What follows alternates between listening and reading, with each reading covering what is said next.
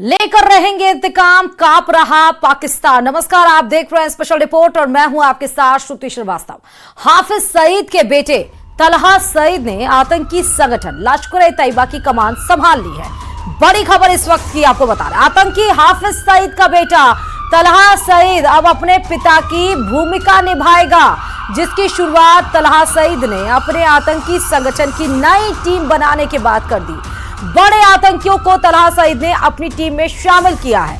आतंकी जकी-उर-रहमान लखवी को operational commander बनाया गया है, तो वहीं जकी-उर-रहमान लखवी मुंबई हमले का मास्टरमाइंड है। आतंकी साजिद मीर को इंटरनेशनल नेटवर्क की कमान सौंपी गई है। यहां मुजाहिद को मीडिया हेड बनाया गया है। हाजी अशरफ को फंडिंग, आरिफ कासमानी को अल-कायदा जैसे आतंकी संगठनों से संपर्क का काम दिया गया है और जफर इकबाल को आतंकियों की ट्रेनिंग में लाया गया। वहीं आदिल ठोकर मिडिल लेवल कमांडर बनाया गया है, जो पहलगाम हमले में शामिल था। यानी अब लश्कर-ए-तैयबा का नया आपको चीफ नजर आएगा। अपने पिता की जगह पर भूमिका निभाते हुए बेटा अब आपको नजर आएगा। हाफिज सईद ने ये पूरी जिम्मेदारी अब अपने बेटे तलहा सईद को दे दी है। अब वो आतंकी संगठन लश्कर-ए-तैयबा की सब कमान संभालेगा।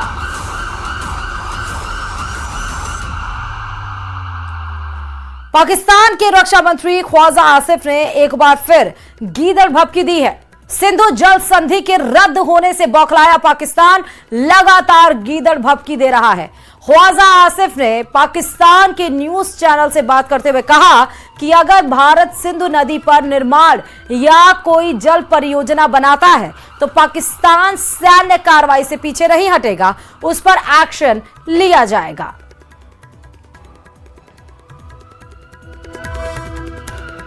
तो सिंधु जल समझौता सीसीएस की बड़ी बैठक। Strike that structure. अगर कोई इस किस्म का स्ट्रक्चर बनाने की कोशिश करेंगे, we will strike that structure. बिल्कुल we will strike that structure. That will be an act of aggression against Pakistan. वो पाकिस्तान के खिलाफ जारियत होगी। जारियत सिर्फ तोप के गोलों से या बंदूक चलाने से नहीं होती। जारियत के बहुत से अशकाल होते हैं, बहुत सी उसकी जो फेसेस होते हैं, उसमें ये भी एक फेस है। ये बहुत बड़ा फेस है। इससे तो कौमें जो है वो प्यास से या भूख से मर सकती हैं। तो ये अगर उन्होंने इस किस्म का अटेम्प्ट भी किया को आर्किटेक्चरल, तो स्ट्रक्चर को पाकिस्तान जो है डिस्ट्रॉय करेगा। और इस बीच पाकिस्तान पर एक और बड़ा प्रहार हुआ है। जी हां, भारत सरकार ने पाकिस्तान से आने वाली चीजों पर अब पूरी तरह से प्रतिबंध लगा दिया है, जिसका मतलब है कि अब कोई भी चीज किसी भी तरह से पाकिस्तान से नहीं आएगी। वाणिज्य मंत्रालय ने कहा कि अब पाकिस्तान से पूरी तरह से आयात प्रतिबंध कर दिया गया। भारत के इस फैसलों को पाकिस्तान पर गहरी चोट बताई जा रही है और इसी पर देखिए ये रिपोर्ट।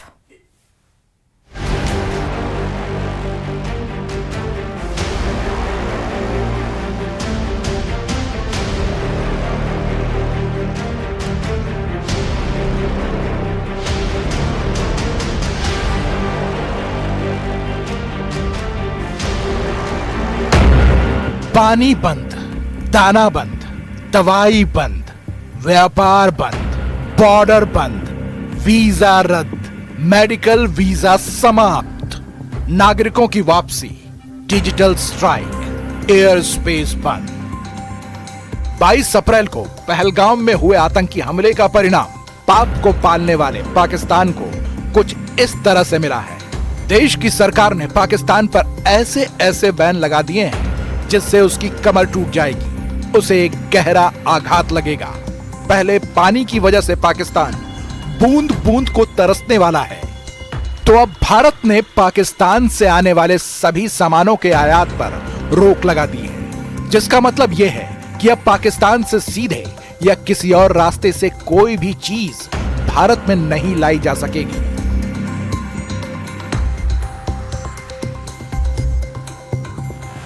सरकार के मुताबिक ये फैसला देश की सुरक्षा और जनता के हित में लिया गया है। यही नहीं, नियम तुरंत लागू हो गया है। सरकार के नोटिफिकेशन में कहा गया है कि अगर किसी को इस रोक से छूट चाहिए तो उसे पहले भारत सरकार से इजाजत लेनी होगी। पहलगाम हमले के बाद सरकार ने पाकिस्तान से पहले डायरेक्ट ट्रेड यानी एक्सपोर्ट इंपोर्ट को बंद किया था।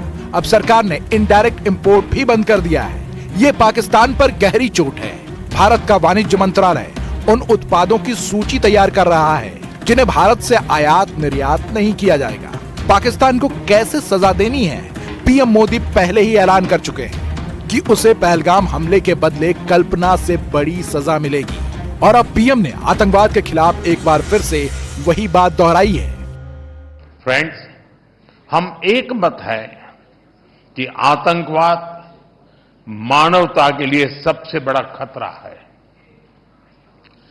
पहलगाम में हुए आतंकी हमले में मारे गए लोगों के प्रति राष्ट्रपति लॉरेंसो और अंगोला की संवेदनाओं के लिए मैं उनका आभार व्यक्त किया।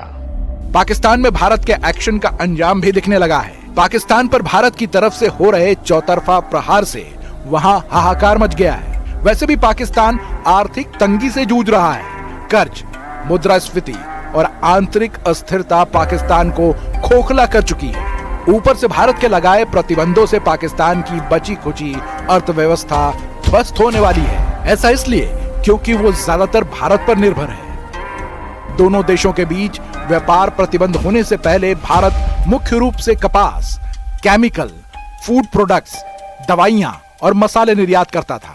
इसके अलावा चाय, कॉफी, रंग, प्याज, टमाटर, लोहा, इस्पात, चीनी, नमक और ऑटो पार्ट्स जैसी चीजें भी तीसरे देशों के माध्यम से भेजता था। जबकि पाकिस्तान से पहले सीमेंट, जिप्सम, फल, तांबा और नमक जैसे उत्पाद आयात होते थे।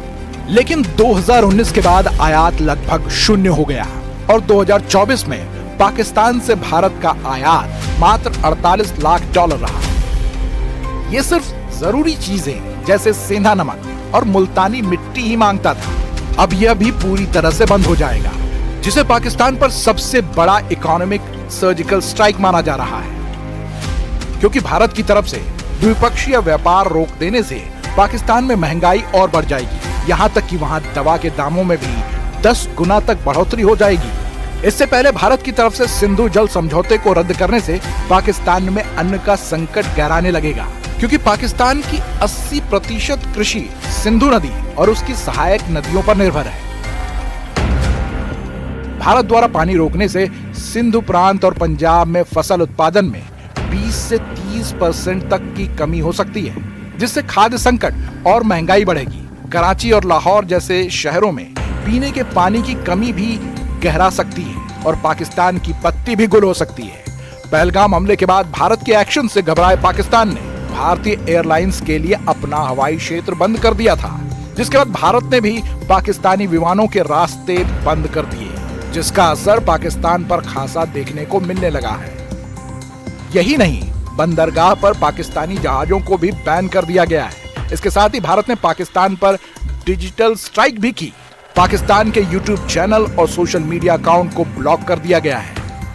इसके अलावा विश्व के मंच पर भी पाकिस्तान को घेरा जा चुका है। पहलगाम हमले के लिए पाकिस्तान को जिम्मेदार ठहराते हुए संयुक्त राष्ट्र और 13 विश्व नेताओं को सबूत दिए हैं, जिसके चलते कई ताकतवर देशों ने आतंक के खिलाफ भारत का साथ देने का ऐलान भी कर दिया है। यानी पहलगाम हमले के बाद पाकिस्तान पर हर तरफ से भारत प्रहार कर रहा है।